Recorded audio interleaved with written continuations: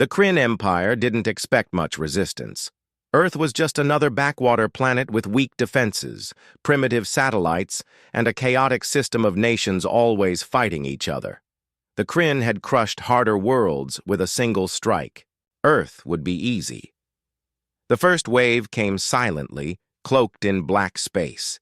The Kryn motherships hovered above Earth's atmosphere, invisible to radar. From space, Earth looked green and blue, peaceful, unaware.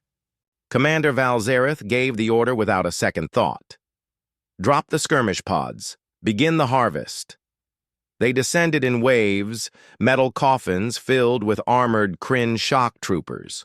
Most aimed for population centers, cities like New York, Shanghai, Lagos, São Paulo. Others landed in forests, deserts, plains, to secure resources, data, prisoners.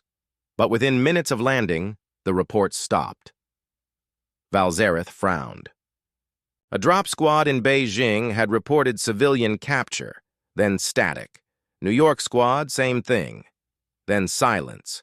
He tried to contact the desert outposts. Nothing. 10 minutes passed, then 20, then an hour. All feeds went dead. Valzareth stood, frozen, watching the red no-signal alerts blink across the ship's consoles. He ordered another wave, this time heavier units, combat walkers, air drones, hunter teams. He sent 3 entire carriers down. "They are disorganized," he growled. "Crush them fast! Take their leaders! Burn resistance!" His second-in-command looked unsure. "Commander, if I may, our scouts did warn that Earth's biosphere was unusually aggressive. High gravity, extreme weather, native species capable of harming soldiers." Valzareth laughed. "We're not afraid of weather and animals." Again, the sky rained Kryn metal. And again, silence. Valzareth stared at the empty screens. His crew whispered behind him. The Kryn had conquered 46 planets. Never had they lost even a full squad. Now 2 full waves were gone. No trace. No beacons. No distress calls. Just gone. He ordered a scan. Nothing but atmospheric interference. Still, no signs of battle. No heat signatures. It was like they never landed at all. Valzareth clenched his fists. "Something's wrong down there. We go together. Prepare the third wave. I'll lead it myself." The drop began. Valzareth's ship screamed through the sky and crashed into a snowy forest. Earth's cold stabbed through his armor. The trees were tall, thick. Strange sounds echoed in the distance. Cracks, howls, something metallic. His soldiers spread out. No enemies in sight, but no bodies either. Just silence and snow. Then they found the first crater. It was wide. A burned pit where one of the Kryn pods should have landed. But no wreckage, no bodies, just melted snow, shattered trees, and claw marks, deep ones, not from machines. Then another pit, and another. In each one, the same thing. Signs of battle, but not war. A hunt. Something had torn through Kryn steel. Something on Earth had noticed them. A scream echoed through the trees. One of the squads was gone. No comms, no visuals. They were just gone. Valzareth pulled out his plasma blade. "Everyone, fall back. Regroup. We need to get—" Then the snow exploded. From the tree line, something massive launched itself forward. Covered in blood, wearing stolen Kryn armor plates as makeshift gear, it moved like a shadow. It grabbed a Kryn soldier mid-sentence and slammed him into the ground. No weapon, just fists. A human. Valzareth froze. This one wasn't in uniform. No markings, no armor, but it moved faster than any Kryn. It twisted, ducked a plasma bolt, kicked a soldier's knee backwards, and took his rifle before anyone could react. Then it disappeared again into the trees. The Kryn opened fire wildly. "Retreat!" Valzareth roared. They scrambled back to the pod. One by one, the humans came. Not soldiers. Not armies, civilians, hunters, farmers, mechanics, wearing old camo, wielding shotguns, axes, bows, homemade weapons, traps, mines. They weren't waiting for orders. They had already started the war. The Kryn fell back to the mothership in low orbit. They had lost another full company, 2 days on Earth, and they had lost over 7,000 soldiers. But there was no proof of victory for the humans. No videos, no signals. The world's internet had gone dark. Global military systems were off-grid. It was as if the humans had shut themselves down, hidden everything, removed their presence from space entirely. Valzareth called for reinforcements from the Empire. 3 more ships, a full planetary siege force. This would end fast. But the third night, things got worse. The Kryn mothership shook. At first, they thought it was an engine failure. But then came the alert, unauthorized docking. Valzareth raced to the bay. The cameras showed a maintenance hatch opening, but that hatch led to space. It wasn't possible. Then the lights went out. 10 minutes of screaming followed. By the time power returned, the ship's bridge was in ruins. Blood sprayed across the walls. The crew gone, the ship drifting. In the center of the control room, a single message written in Kryn blood. "We are Earth." Valzareth escaped barely. The remaining ships in orbit tried to bombard the planet from above, but their targeting systems failed. Earth's satellites were gone, and their own sensors had been hacked by human code, primal, crude-looking code. But it worked. Valzareth stared at the burning wreckage of his command fleet. 3 ships already down, 1 taken, the others refusing to respond. He turned to the last surviving captain. "What are they?" The captain was shaking. "They weren't unified when we came, but now they are. Every tribe, every nation. They didn't run. They turned off everything. They went dark." Valzareth whispered. "Why?" "Because they're hunting us." The captain pointed to the window. In the distance, rising from Earth's atmosphere, was a black dot. It grew larger, a human ship. Not sleek, not pretty. A patchwork of steel, cargo bays, retrofitted weapons, and pieces of Kryn tech. It was rising fast, not to run, to board. Alarms blared again, and then everything went dark. The darkness inside the Kryn command vessel wasn't natural. It didn't feel like just a power failure. It felt wrong, like something ancient had awakened. Valzareth's armor lights flickered as emergency backup came online. Shadows danced along the corridor walls.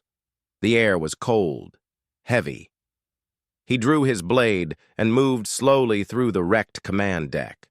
Dead Kryn littered the floor, some still in their seats, others torn apart, limbs missing, but none showed signs of laser fire. No burns, no shrapnel wounds, just blunt force trauma, brutal, personal. One of the engineers was still alive, barely. Valzareth knelt beside him. "What did this? Tell me." The Kryn coughed blood and whispered, "They were already inside." Valzareth recoiled. "What? How?" The dying soldier's eyes widened in terror.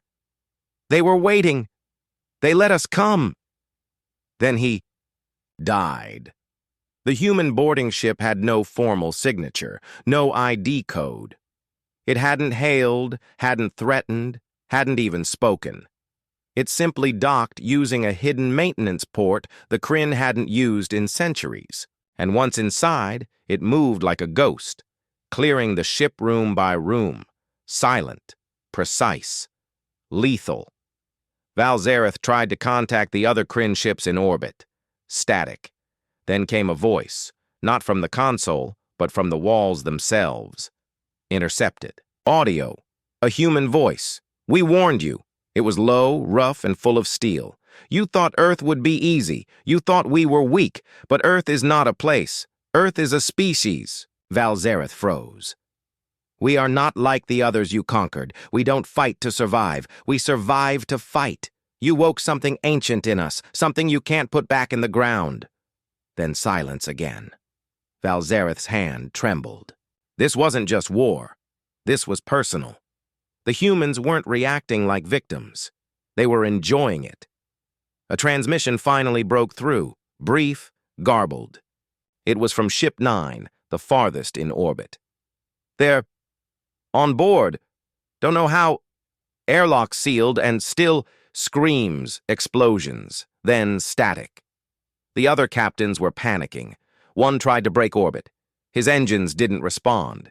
Another ordered weapons online. The cannons turned inward. Auto-aim corrupted. One by one, the Kryn ships began failing. Systems hijacked by human hands. But Earth had no central defense grid, no AI networks. Their technology was primitive. So how? The answer came fast. A captured Kryn scout drone was found. It had been hacked. Not by military code. By something called open source. Human civilians had taken control of Kryn equipment using home computers, garage software, even gaming systems. They weren't soldiers. They were coders, hackers, kids.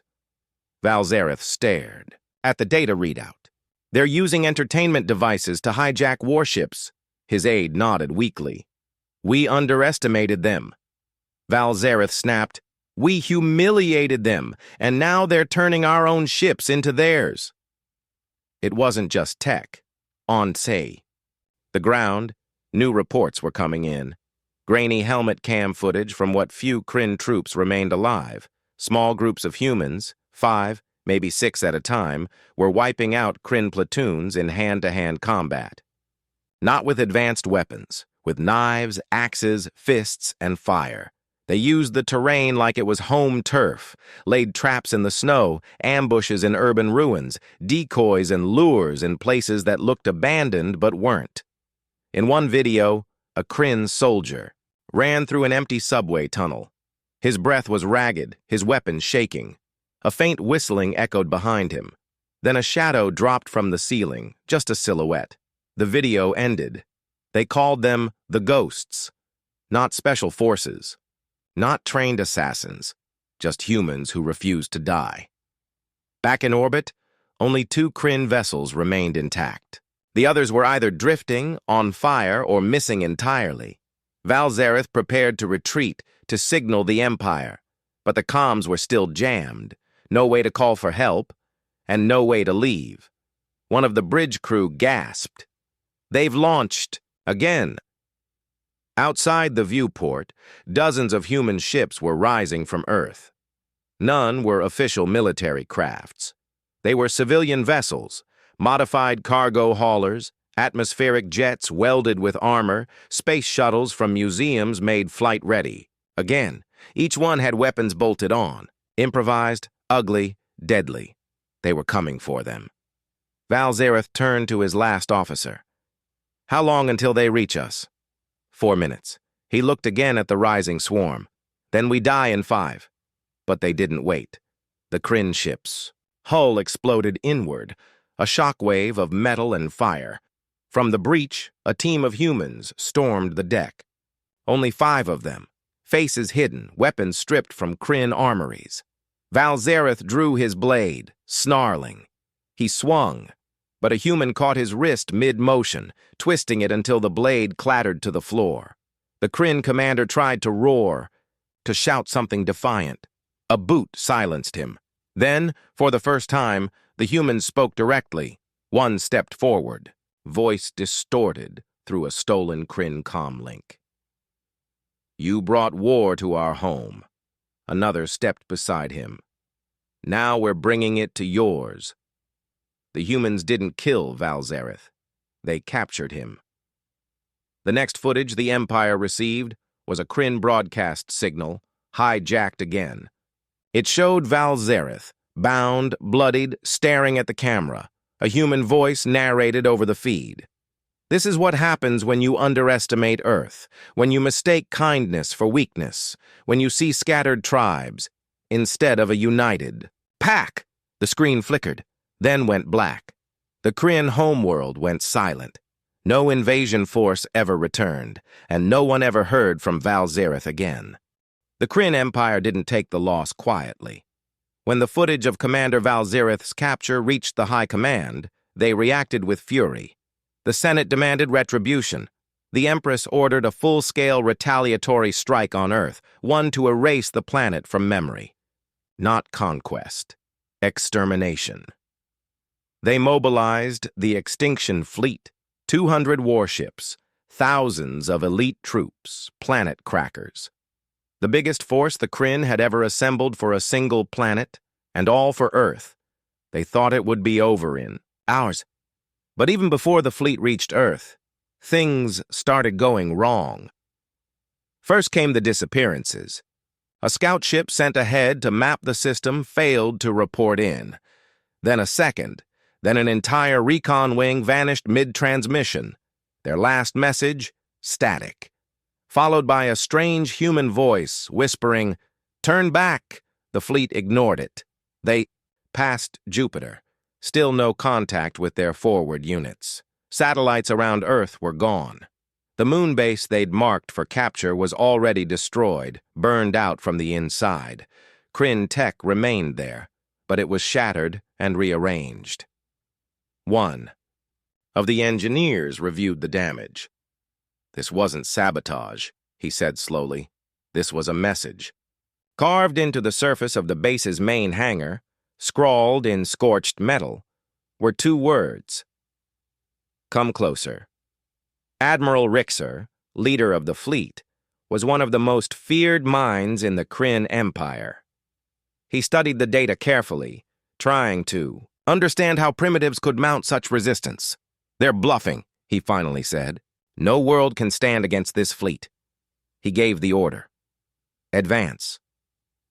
Earth came into view, blue and green, beautiful, still looking quiet. Too quiet. No ships rose to meet them, no broadcasts, no warnings, just silence. Then one of the Kryn destroyers, the Krexian Fang, exploded. No missile, no beam weapon, just boom, gone. The fleet panicked. Scans showed nothing around the wreckage. Then another explosion, and another. Ships were vanishing from within the fleet, taken out with precision. "No visible attackers. We're under fire," a comms officer shouted. "From where?" Rixer yelled back, but there were no answers. Then finally a scan caught something strange. Tiny, near-invisible objects moving through the void. Pieces of junk barely larger than suitcases. They were everywhere, orbiting Earth, dozens, hundreds. Each one had a small engine, a heat signature, a payload. Not missiles, not drones, satellites, booby-trapped with antimatter. The humans had mined space, every orbit, every approach, and they didn't launch them all at once. They triggered them by proximity. The Kryn ships didn't see them because they weren't weapons. Until they were. One ship tried to reverse course. It brushed against a satellite. Gone. In minutes, the fleet was down by a third, and still, Earth hadn't fired a single shot. "They've weaponized garbage," Rixer whispered. He ordered all ships to hold position and regroup. "We go no further until the path is cleared. Send drones ahead. Sweep the orbits." The drones launched, thousands of them. For a moment, it seemed like they had stabilized. Then the lights went out. One by one, the drones began turning back against the fleet, hijacked, taken over mid-flight. They struck the closest ships first, diving into engines, smashing into command towers, drilling into hulls. Human hackers were inside the Kryn systems again. Rixer ordered a hard shutdown of all external signals. Too late. Half his own drones had become kamikazes. The Extinction Fleet was dying from the inside, and then Earth, finally, responded. A single signal, from the human side. It was a video. A Kryn officer, bruised, terrified, tied to a chair in a dark room. He looked up at the camera. "They didn't kill me," he said, voice shaking. "They could have, but they want you to see." The screen zoomed out. Behind him was a wall covered in Kryn ship schematics. Hacked, printed, understood. Human engineers were studying Kryn weapons, breaking them apart, making them their own. We were wrong, the officer said. This isn't a backward world. It's a factory. And now it's awake. The screen went black. Rixer ordered full retreat, but Earth didn't let them go. That's when they came up. Human ships, dozens of them. Crude, yes. Loud, clunky, built from steel and desperation, but fast, too fast. Some were retrofitted space shuttles. Others were cargo ships re-engineered with Kryn drives. One looked like a floating oil rig with missiles duct-taped to the side. But they moved like sharks. They didn't fight like Kryn ships, dueling from a distance, elegant tactics. They slammed straight into their targets, boarding tubes fired, grappling arms locked on, and then the humans were inside. Fists, fire knives, makeshift flamethrowers. No mercy, no orders, just vengeance.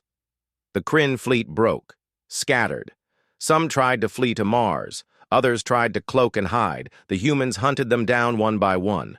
No survivors. Admiral Rixer's ship was the last. He sealed himself in the command core and activated the self-destruct. If we cannot win, he growled, we deny them the kill. But the countdown stopped at 003 frozen. The lights flickered. Then the door behind him opened. A human stepped in. Female, mid-30s, wearing scavenged armor. She held a Kryn plasma rifle. She said nothing, just smiled. Rixer screamed, but no one heard it. A week later, Kryn signals all across the galaxy went quiet. No ships returned, no distress calls, no escape pods, just silence. Earth was supposed to fall. Instead, the Kryn Empire began to crack, and deep in the quiet of space, on the edge of the spiral arm, someone whispered, "If Earth fights like that when invaded, what will they do when they go looking for war?" The silence terrified the galaxy more than the war ever could. News of the extinction fleet's disappearance spread like wildfire. The Kryn Empire, once loud and proud, stopped broadcasting entirely. Their embassies went dark. Their colonies sent desperate, unanswered hails. No one knew what had happened beyond Earth. No survivors, no wreckage, just nothing. The Council of Civilized Worlds called an emergency session. Dozens of species filled the great chamber: tall, scaled Threxians, jelly-bodied Volari, the crystalline, Kaltari, and more. Fear buzzed through the air like static. Earth had always been a minor concern. Violent, yes, but fractured, primitive. Most species saw humans as stubborn, emotional, barely spacefaring apes who got lucky with fire and metal. A few saw potential, most saw chaos. But now they saw ghosts. Ambassador Creel of the Threxians slammed his claws on the table. "We must send a peace envoy immediately. We can't let Earth become a rogue system." The Volari delegate shimmered nervously. "No envoy will return. You saw what they did to the Kryn." "Exactly," growled a Kaltari. "Which is why we need to contain Earth, blockade the system, trap them before they spread." Another voice cut in, calm, cold, logical. "The Sarn representative. You misunderstand the threat. Earth isn't trying to spread. Not yet. They didn't ask for this war. The Kryn brought it to their doorstep. What you're seeing now isn't expansion." He paused. "It's revenge." A silence fell across the chamber. Then the screens lit up. A single broadcast had broken through. System-wide jamming from Earth. Everyone watched. It showed dozens of captured Kryn ships, repaired, reinforced, flying under human control. Some bore flags, others had new names scratched into their hulls in paint and blood. Iron Resolve, Vengeance. Ghost of Chicago.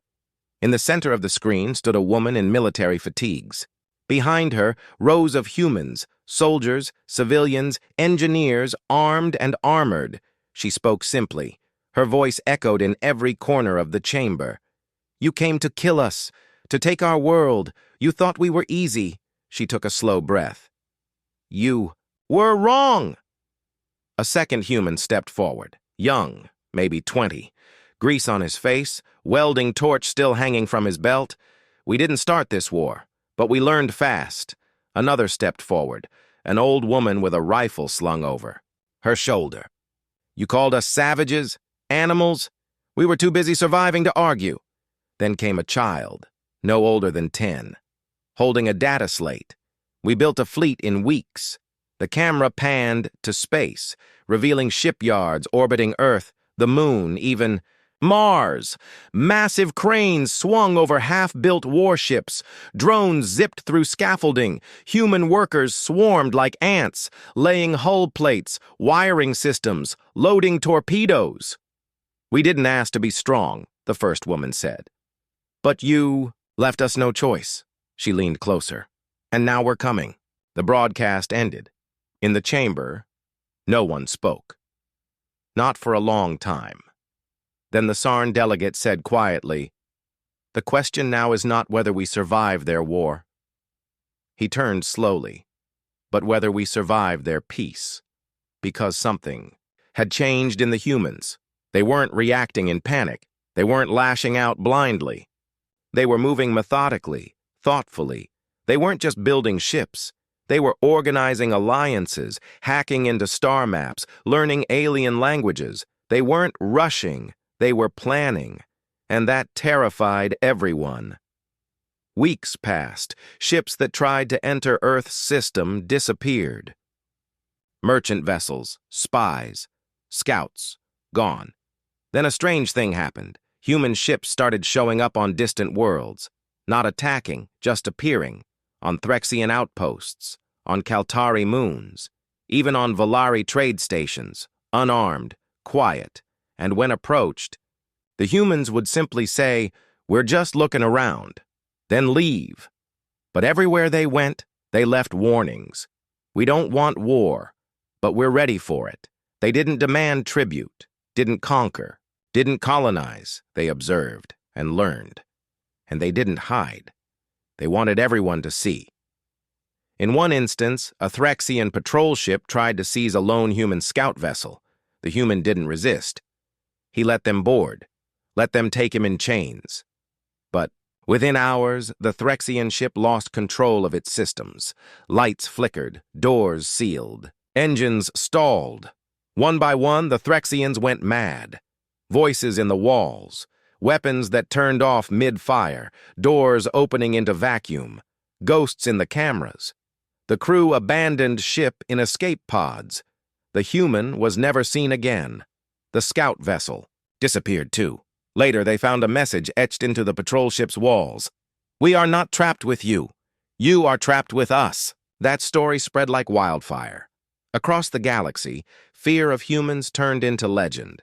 They were called many things: the Shadows of Soul, the Firebloods, the Dead-Faced Race. But mostly, they were just called the humans. And now, no one underestimated them. Even species that once ruled without question began building defenses, upgrading ships, training soldiers in hand-to-hand combat, because space had always been dangerous. But now, space was haunted, and every species knew Earth was awake. The galaxy watched Earth with silent dread. No more fleets were sent, no more probes, no more threats. Instead, ambassadors quietly withdrew, trade routes recharted, and warning beacons were placed at the edge of Sol. Systems that once mocked Earth now whispered about it. New star maps labeled it not with its name, but with a single word in red glyphs: uninvitable. But Earth wasn't hiding. In fact, it was expanding, not with colonies or conquests, but with presence. Human-made signals began appearing across the outer systems. Pirate radio frequencies laced with music, laughter, ancient Earth songs. Broadcasts in old human languages, Spanish, Hindi, Swahili, Russian, scrambled and warped into the void. In some places, the signals came with a warning. In others, a challenge. They weren't pushing borders. They were testing reactions. And in one corner of the galaxy, someone pushed back. The Norexi Compact, an alliance of militaristic insectoid species, decided to reclaim lost Kryn territory near Earth. They weren't fools. They avoided Sol itself. Instead, they moved toward Ganymede, aiming to occupy and use it as a forward base. The humans said nothing until the Norexi began building. Then came the message. Not in any known language, but through visual data, footage. Short, direct, a Norexi construction base on Ganymede. Silent, still, then...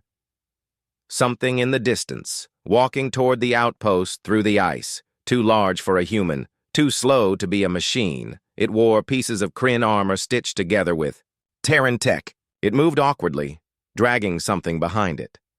The camera zoomed in. It was a banner, once Norexi, now burned. The figure reached the outpost, stood silently, and planted the banner into the ground, now marked with the human sigil. A burning Earth, surrounded by orbiting skulls. Then the feed ended. The Norexi evacuated in under 6 hours. No shots fired, no ships lost. They didn't even look back. The humans didn't chase them. They didn't need to. They had become the thing in the dark, the predator you don't try to fight, the shadow you hope never notices you. But the galaxy couldn't avoid them forever, and eventually someone reached out. The Sarn, ever logical, sent a diplomat, a real one, not a spy, not a soldier in disguise, just a quiet, four-eyed scholar named Ryan. He was allowed to land. Earth was alive, not burned. Not militarized like the galaxy expected. Forests thrived, oceans gleamed, cities buzzed with industry, but not war.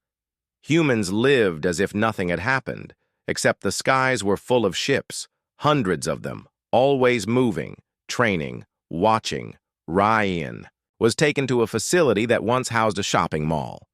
Now it was a command center. There he met a woman who introduced herself simply as Colonel Mendez. She offered coffee. He declined. She drank hers black, eyes unreadable. "You want to talk," she said. "Good. So do we." Ryan hesitated. "Your species is changing.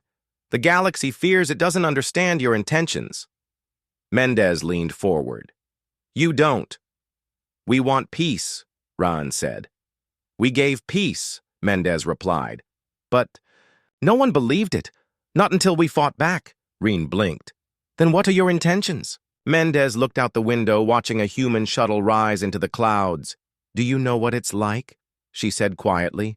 "To be underestimated for 1,000 years? To be laughed at, dismissed, feared for the wrong reasons?" Reen said nothing. She continued. "You all thought we were dangerous because we fought each other, because we were violent. But violence isn't the threat. Memory is, and we remember everything." She stood up. "You came for us once. You won't come again. But others will, eventually. So now we build. We study. We adapt." Reen finally asked, "To fight?" She shook her head. "To win. Forever." Before he left Earth, Ryan was shown something, a vast underground hangar beneath Nevada. Inside were warships unlike anything the Kryn had ever built. Not stolen tech, new tech, human-designed, efficient, elegant, terrifying. Some of the ships bore names in chalk, not military call signs. Names like Forgiveness, The Last Word, and No More Graves. They weren't preparing for invasion. They were preparing to end wars before they started. Back in the council chamber, Ryan stood before the most powerful species in the known galaxy and said only this: "They are not what we feared. They are worse." He paused. "But not because they hate us. Not because they want to destroy us. No. Earth has no interest in conquering." He looked around the room. "But if you ever touch them, again, they'll make sure you never touch anything again." And so the stars grew quiet, and Earth kept building. The galaxy held its breath. No one dared challenge Earth anymore, not openly, not with fleets, not with words, but behind closed doors, whispered conversations spread like wildfire. Is Earth planning something bigger? Are they waiting for the right moment? Will they become aggressors or saviors? On Earth, life carried on. Humans rebuilt, not just military ships, but cities, science stations, hospitals. They invited alien scientists to study Earth's unique biosphere. Carefully, cautiously. They traded knowledge, but never weapons. Colonel Mendez's team continued their quiet work. They engineered new technologies, ships that could hide in plain sight, weapons that used Earth's elements as power, communications that could pierce the thickest silence, and humans trained, not just soldiers, but diplomats, spies, artists, thinkers.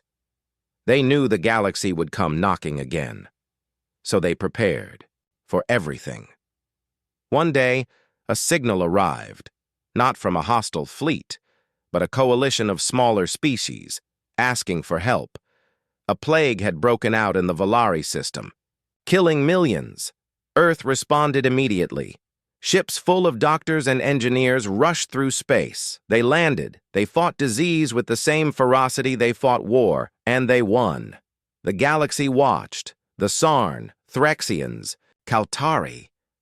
They began to rethink. Humans weren't just survivors. They were guardians. When a rival faction in the Kryn Empire tried to reclaim lost pride by launching a small raid on a human outpost near Mars, the humans responded swiftly. Not with overwhelming force, but with surgical precision. They captured the raiders, treated their wounded, and then returned them, alive, with a message. Next time, come as friends. The galaxy began to change. Old grudges softened. New alliances formed. Humans brokered peace talks between warring factions. They used their fierce reputation not to intimidate, but to protect. And every time a species thought to test them, they learned the same lesson. Earth was no easy prey. They were the storm you didn't see coming, and they weren't just fighting for Earth anymore. They were fighting for the galaxy. Because deep inside, every human knew they had been underestimated. Once, never again. And in the silent depths of space, the humans whispered among themselves, "This is only the beginning." The stars had changed. What once was a galaxy ruled by ancient empires and silent cold fear now stirred with a new rhythm, a pulse that began on a small blue planet and echoed outward. Earth had not conquered the galaxy. It had rewritten it. Human ships now traveled from system to system, not as invaders, not as beggars, but as something stranger, equal parts threat and hope. They showed up after battles, helping rebuild what others had broken. They showed up during famines, bringing crops genetically altered to grow in alien soil. They showed up in pirate-infested space, not to ask questions, but to end the problem, brutally and efficiently. Everyone had a story about humans now. The Volari miners remembered the day their oxygen systems failed. They were trapped inside their lunar outpost, choking. Then a ship arrived. A human ship. Ancient. Rusted. It shouldn't have even reached escape velocity, but it docked. The humans didn't speak much. They handed out oxygen tanks, fixed the life support, rebooted the reactors, then vanished into the stars, leaving behind only a single message scrawled in grease on the wall. We were here. The Kaltari engineers still spoke in awe about the time their super accelerator exploded during a test. Their own safety teams refused to enter the radiation zone, but a human scientist stepped in, wrapped in foil, duct tape, and courage. She fixed it, saved 12 lives, lost 2 fingers. When asked why she did it, she simply said, "Because you're our neighbors now." But not all stories ended in peace. In the deep zones beyond mapped space, rumors swirled of an ancient species stirring, something older than the Kryn, something hidden in forgotten systems, an empire of parasites called the Marn. They were quiet, patient. They infected other species, controlled minds, burrowed into leadership. They had no armies. They became the armies of others, and they had noticed Earth. They sent their agents to infiltrate, whispers of humans suddenly turning against their own, ships vanishing, commanders executing erratic orders. For a time, it worked, until Earth found out and everything changed again. The first human infected by the Marn didn't scream, didn't panic. He wrote a manual, a guide to surviving parasitic control, how to recognize it, how to isolate it, how to fight it from the inside. He published it anonymously, scattered it across human networks, and then vanished. But his work spread like wildfire. Humans began hunting the Marn, not with armies but with resistance cells, secret networks, medical scans in back alleys, AI watchdogs coded by teenagers in abandoned stations. And when the Marn finally tried to take Earth itself, the humans responded with something no species expected: unity. Every nation, every faction, every culture, together, because humans had already fought something worse than parasites, themselves, and they had won. The Marn were dragged into light, their host bodies freed, their network collapsed. Their home world, once hidden behind veils of space-time, was discovered, surrounded, and blockaded by ships bearing the mark of Earth. No speech was made, no announcement, just a signal pulsed across the galaxy, simple and final. It's over. From that day forward, Earth was not just a planet. It was a symbol, a reminder that strength didn't always come from ancient bloodlines or perfect empires. Sometimes it came from struggle, from failure, from never giving up. The galaxy, once fractured, now had something like balance, not perfect peace, but accountability, and whenever a new power tried to rise by stepping on the weak, someone always asked, "Have you forgotten about Earth?" The answer was always the same: no, we remember. And far beyond the rim of the known stars, on a new ship carved from steel and memory, a human child looked out the window and asked, "Dad, what's out there?" The man beside him smiled. He was a soldier once, a builder, a survivor. He looked out at the stars and said, "Something worth protecting." And with that, Earth moved forward once more. Not as a conqueror, not as a legend, but as a promise.